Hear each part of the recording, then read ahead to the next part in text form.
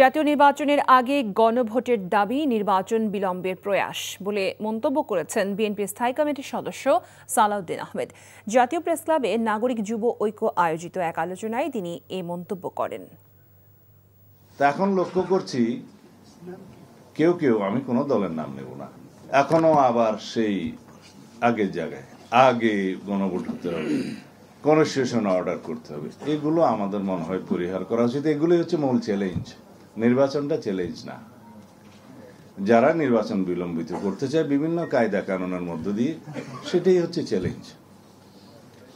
অথবা বিভিন্ন ইস্যু সৃষ্টি করে আলোচনায় এবং রাস্তায় একই ইস্যুতে আন্দোলন করে যারা একটা বিভ্রান্তি সৃষ্টি করতে চায় জাতির মধ্যে, সেগুলোই হচ্ছে চ্যালেঞ্জ।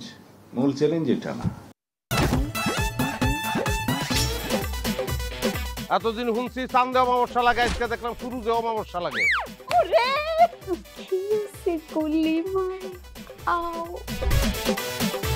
আপনার নামটা?